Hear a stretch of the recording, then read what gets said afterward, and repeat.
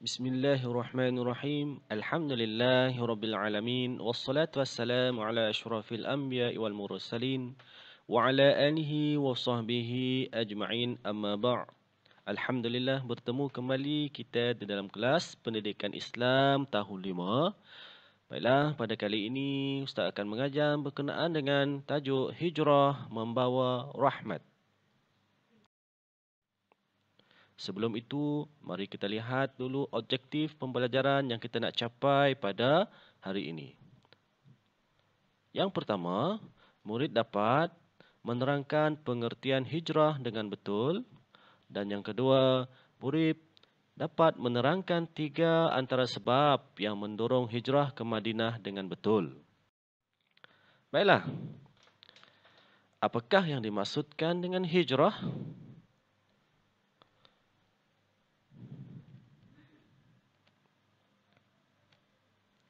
Hijrah bererti perpindahan daripada satu tempat ke satu tempat yang lain atau daripada satu keadaan kepada keadaan yang lebih baik.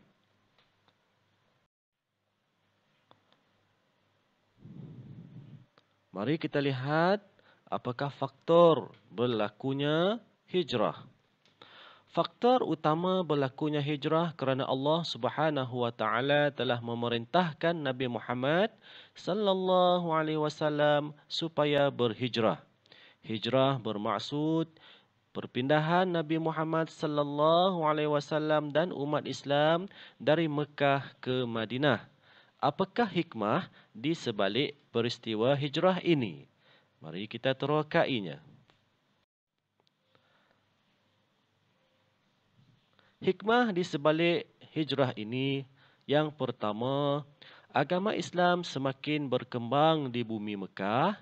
Semakin banyak orang memeluk Islam kerana tertarik dengan keindahan ajaran Islam. Yang kedua, situasi ini mengakibatkan musyrikin Mekah menggunakan kekerasan bagi menyekat dakwah Islam. Yang ketiga, umat Islam menerima ancaman dan seksaan sehingga ada dalam kalangan mereka dibunuh dengan kejamnya.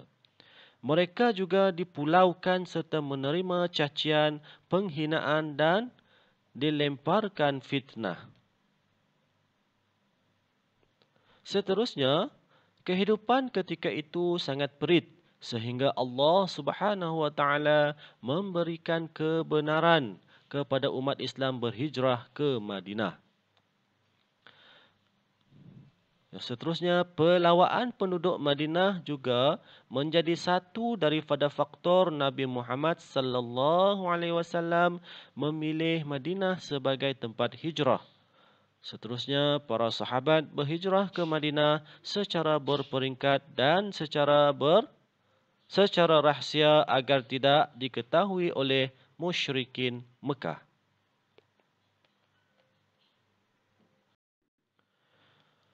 Peristiwa hijrah Nabi Muhammad sallallahu alaihi wasallam ke Madinah.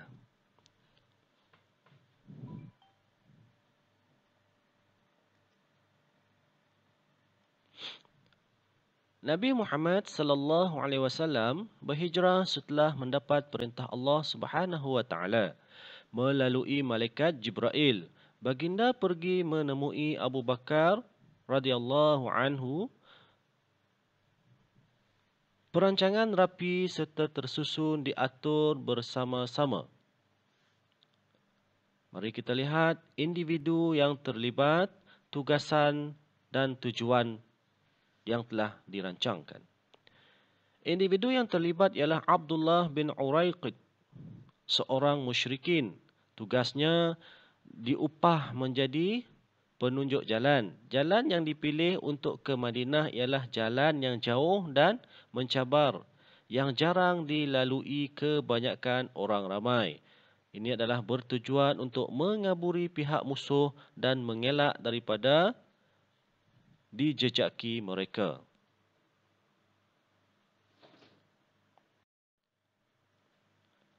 Seterusnya yang terlibat ialah Abdullah bin Abi Bakar.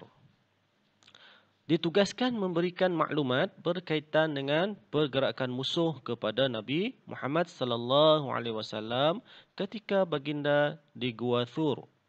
Tujuannya adalah untuk mengetahui pergerakan musuh dari semasa ke semasa. Kemudian yang terlibat juga adalah Asma bin Abi Bakar. Ditugaskan menghantar makanan. Tujuannya memastikan bekalan makanan mencukupi. Kemudian yang terlibat juga adalah Amir bin Fuhairah. Ditugaskan menutup jejak Abdullah dan Asma dan menggunakan kambing gembalanya dan membekalkan susu. Tujuannya adalah untuk mengelak dijejaki musuh, kemudian memastikan bekalan minuman mencukupi.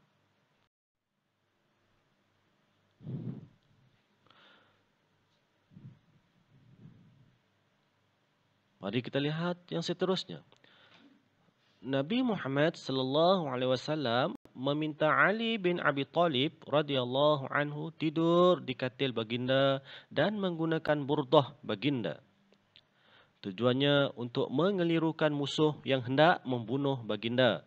Dengan izin Allah Subhanahu wa taala, baginda dapat melepaskan diri daripada kepungan tersebut. Setelah itu, baginda dan Abu Bakar radhiyallahu anhu bertolak ke Gua Thur yang terletak di selatan Mekah. Tindakan ini diambil bagi mengelirukan pihak musuh. Peristiwa ini berlaku pada 27 Safar tahun ke-14 kenabian.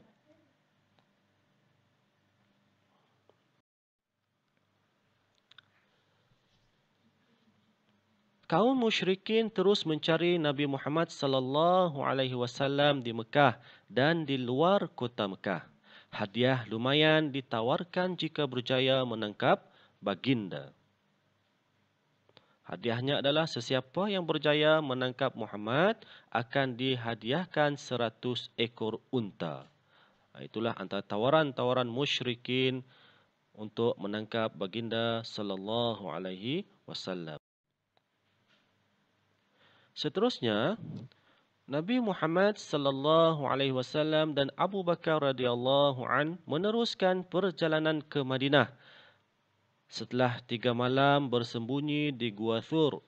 Semasa dalam perjalanan, seorang musyrik yang bernama Suraqah bin Malik berjaya menemui jejak Nabi Muhammad sallallahu alaihi wasallam tetapi tidak berjaya menangkap baginda. Baginda dan Abu Bakar radhiyallahu an meneruskan perjalanan hijrah. Nabi tiba di Quba dan Madinah. Setelah melalui perjalanan yang panjang dan mencabar, akhirnya Nabi Muhammad sallallahu alaihi wasallam dan Abu Bakar radhiyallahu an tiba di Quba. Di Quba, baginda membina masjid pertama dalam sejarah Islam. Masjid ini dinamakan Masjid Quba. Pada 12 Rabiul Awal tahun ke-14 kenabian, Nabi Muhammad sallallahu alaihi wasallam dan Abu Bakar radhiyallahu an tiba di Madinah. Ketibaan Nabi Muhammad sallallahu alaihi wasallam disambut dengan penuh kegembiraan oleh para sahabat dan penduduk Madinah. Semasa di Madinah, baginda telah mempersaudarakan kaum Muhajirin dan Ansar serta membina masjid. Kini masjid ini dikenali sebagai Masjid An-Nabawi. Negara Madinah menjadi aman dan makmur di bawah pemerintahan Nabi Muhammad sallallahu alaihi wasallam. Marilah kita lihat pula apakah kepentingan peristiwa hijrah. Antaranya ialah umat Islam hidup bersatu padu dan bebas mengamalkan ajaran Islam. Yang kedua, rakyat Madinah berbilang bangsa dan agama hidup aman damai. Dakwah dapat disebarkan secara meluas. Negara Madinah menjadi maju dan digeruni musuh. Seterusnya, membuktikan kebijaksanaan Nabi Muhammad sallallahu alaihi wasallam mengatur strategi berdakwah. Apakah pula iktibar daripada peristiwa hijrah Nabi Muhammad sallallahu alaihi wasallam? Antaranya ialah melakukan sesuatu pekerjaan dengan bersungguh-sungguh. Yang kedua, membuat perancangan yang teliti sebelum melakukan sesuatu. Yang ketiga, tenang dan tabah menghadapi cabaran.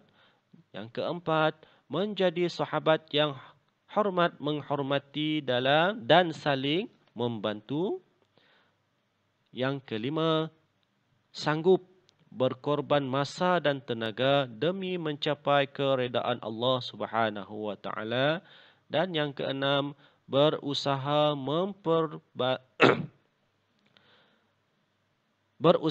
memperbaiki diri atau keadaan kepada yang lebih baik. Itulah antara iktibar peristiwa hijrah Nabi Muhammad sallallahu alaihi wasallam. Baiklah, sebelum itu Ustaz ada menyediakan beberapa soalan pengukuhan. Ustaz minta semua murid Ustaz tulis soalan dan jawapan ke dalam buku tulis pendidikan Islam. Baiklah, soalan yang pertama, nyatakan apakah yang dimaksudkan dengan hijrah. Yang kedua, apakah sebab berlakunya hijrah? Yang ketiga, apakah kepentingan hijrah? Dan yang keempat, nyatakan iktibar daripada peristiwa hijrah. Anak-anak boleh rujuk semula video ini untuk mencari jawapan yang betul. Baiklah, Ustaz rasa sampai di sini sahaja pertemuan kita. Kita jumpa lagi pada minggu yang akan datang. Ustaz akhiri dengan lafaz Bismillahirrahmanirrahim. Assalamualaikum warahmatullahi taala wabarakatuh.